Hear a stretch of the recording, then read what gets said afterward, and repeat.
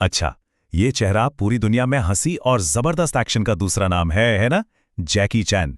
लेकिन क्या कभी सोचा है कि इस मुस्कान के पीछे असल में कितनी कीमत छुपी हुई है? आज हम स्टंट्स के पीछे के उसी इंसान की कहानी को समझने की कोशिश करेंगे। और इस मुस्कान के पीछे की कहानी में ना एक बहुत बड़ा विरोधाभास है। सोचिए, जब जैकी चैन को फाइनली सालों बाद ऑस्कर मिला तो उन्होंने अपने पिता को याद करते हुए कहा कि उनके पिता हमेशा पूछते थे, बेटा तुम्हें ऑस्कर कब मिलेगा?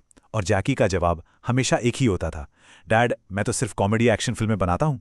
तो सवाल यही उठता है, अगर वो सिर्फ एक कॉमेडी एक्टर थे तो फिर ऐसा कैसे हुआ कि उनकी हड्डियां एक प्रोफेशनल स्टंटमैन से भी ज्यादा टूटी? मतलब ये कैसे मुमकिन है? यही वो पहेली है जो जैकी चैन की पूरी जिंदगी की कहानी बयान करती है। इस सवाल का जवाब हमें जैकी चैन के बचपन में मिलता है। आज के इस एक्शन सुपरस्टार को समझने के लिए हमें उस बच्चे को जानना होगा जिसे सचमुच तोड़ा गया, तपाया गया और फिर एक बिल्कुल नए सांचे में ढाला गया। और ये कहानी ये शुरू होती है चाइना ड्रामा एकेडमी के बेहद बेहद सख्त माहौल में। देखिए, ये कोई आम स्कूल नहीं था, इसे एक भट्टी कहना ज्यादा सही होगा। जरा सोचिए, सुबह 5 बजे से रात के 11 बजे तक, मतलब दिन के 18 घंटे ट्रेनिंग।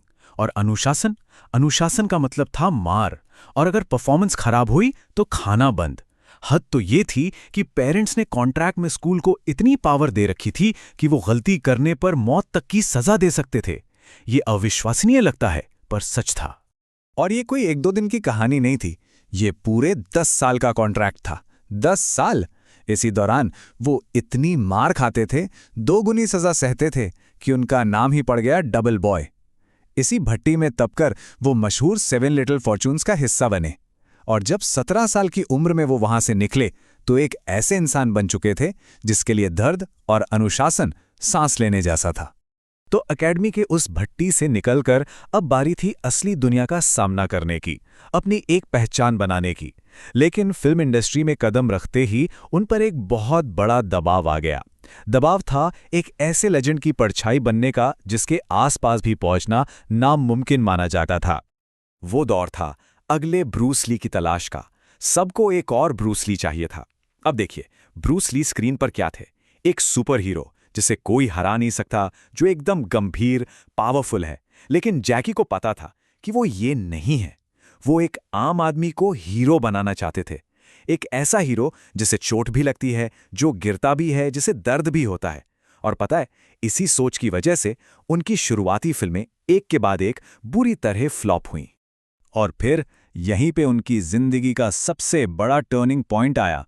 उन्हें एक बात साफ समझ आ गई कि नकल करके कामयाबी नहीं मिलने वाली। असली रास्ता अपनी पहचान बनाने में है। और तब उन्होंने वो फैसला किया जिसने सब कुछ बदल दिया। उन्होंने कहा, मुझे अगला ब्रूस ली नहीं बनना, मुझे पहला जैकी चैन बनना है। ये सिर्फ एक लाइन नहीं थी, ये क्रांति की शुरुआत थी। और इसी सोच से जन्म हुआ एक बिल्कुल नए जॉनरा का एक्शन कॉमेडी। अपनी film snake in the eagles shadow से उन्होंने कुछ ऐसा किया जो पहले किसी ने नहीं किया था। जबरदस्त मार्शल आर्ट्स और उसके साथ हंसाने वाली कॉमेडी।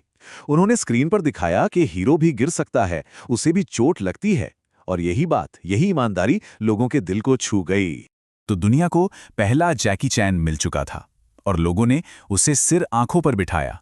लेकिन इस अनोखे एक्शन स्टाइल को बनाने की और फिर सालों साल बनाए रखने की एक बहुत बड़ी कीमत चुकानी पड़ी। एक ऐसी कीमत जो उनके शरीर ने अपनी एक एक हड्डी से चुकाई। 72 फीट ये ऊंचाई थी प्रोजेक्ट ए फिल्म के उस क्लॉक टावर की, जहां से जैकी ने छलांग लगाई। और ये सिर्फ एक स्टंट नहीं था, ये खुद से किया गया एक वादा था कि मैं अपने स्टंट हमेशा खुद करूंगा। कहते हैं कि वो कई दिनों तक इस स्टंट को करने से डरते रहे, टालते रहे। लेकिन जब उन्होंने हिम्मत की तो एक बार नहीं बल्कि 3 बार कूदे, सिर्फ इसलिए ताकि एक परफेक्ट शॉट मिल सके। 3 बार। और ये तो सिर्फ एक शुरुआत थी। आने वाले सालों में उनका शरीर एक जंग का मैदान बन गया। खोपड़ी का फ्रैक्चर, कूल्हे का खिसकना, छाती की हड्डी का टूटना, आंख का सॉकेट टूटना, उंगलियों का टूटना, कंधे की मसल्स का फटना, टखने का टूटना। ये लिस्ट बहुत लंबी है। हर एक चोट उनके काम के प्रति उनके जुनून का एक मेडल थी। लेकिन उनकी सबसे खतरनाक चोट, जो लगभग जानलेवा थी, वो आर्मर ऑफ गॉड के सेट पर लगी। एक बहुत ही मामूली सा स्टंट था। वो पेड़ से गिरे और उनका सिर एक पत्थर से टकरा गया। नतीजा, खोपड़ी की हड्डी का एक टुकड़ा टूटकर उनके दिमाग में घुस गया। कान से खून बहने लगा। डॉक्टर ने कहा था कि अगर कुछ मिनट की भी देर हो जाती तो वो बच नहीं पाते। और ये सब क्यों? बस एक शॉट को। तो अब समझ आता है कि क्यों जब सालों बाद उन्होंने उस ऑस्कर को अपने हाथों में पकड़ा तो उनके शब्द सिर्फ एक स्पीच नहीं थे, वो उनकी पूरी जिंदगी की कहानी थे। उन्होंने कहा, 56 साल, 200 से ज्यादा फिल्में और न जाने कितनी ही हड्डियां तोड़ने के बाद आखिरकार ये मेरा है। ऐसा लगा जैसे हर टूटी हुई हड्डी उस सुनहरी ट्रॉफी का हिस्सा हो। लेकिन जैकी चैन की कहानी सिर्फ टूटी हड्डियों और ब्लॉकबस्टर फिल्मों पर खत्म नहीं होती, बल्कि शायद कहानी का सबसे जरूरी हिस्सा तो अब शुरू होता है, जब वो कामयाबी के शिखर पर पहुंचे और वहां से उन्होंने नीचे देखना शुरू किया, दूसरों को अपने साथ ऊपर उठाने के लिए। और ये दरियादिली तब नहीं आई जब वो करोड़ों के मालिक बन गए थे। नहीं, ये तो शुरुआत से ही थी। अपने करियर की शुरुआती दिनों में जब उन्हें हीरो वाली मोटी तनख्वाह मिलती थी तो वो उससे अपनी पूरी स्टंट टीम में बराबर बांट देते थे। टीम के लोगों के लोन चुकाना, उनका किराया देना, ये सब वो करते थे। क्यों? क्योंकि उनके लिए वो टीम सिर्फ कर्मचारी नहीं थी, वो उनका परिवार थी। और वक्त के साथ ये भावना और भी पक्की होती चली गई। उनका चैरिटी का काम भी, पता है, उनके मार्शल आर्ट जैसा ही है, बिल्कुल अनुशासित, बिल्कुल प्लान्ड।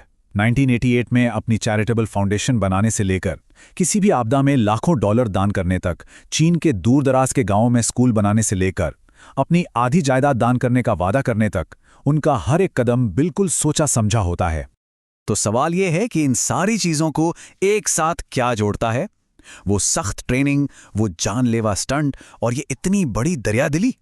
इसे एक नाम दिया जा सकता है, मैसिव एक्शन। ये सिर्फ शब्द नहीं है, ये जीने का एक फलसफा है। मतलब किसी भी लक्ष्य को अपना कर्तव्य मान लेना और फिर उसे पूरा करने के लिए अपनी पूरी ताकत झोंक देना। जैसे जब उन्हें हॉलीवुड में काम करने के लिए इंग्लिश सीखनी थी तो उन्होंने दिन में 9-9 घंटे 4 अलग-अलग टीचरों के साथ प्रैक्टिस की। बस यही है मैसिव एक्शन। जैकी चैन की कहानी हमें बस एक ही चीज दिखाती है कि जब मेहनत अथक हो और इरादा मैसिव एक्शन का हो तो दुनिया की कोई भी दीवार तोड़ी जा सकती है। तो ये कहानी सोचने पे मजबूर करती है कि हर किसी की जिंदगी में वो कौन सी मानसिक बाधा होती है जिसे इस तरह के एक्शन से तोड़ा जा सकता है।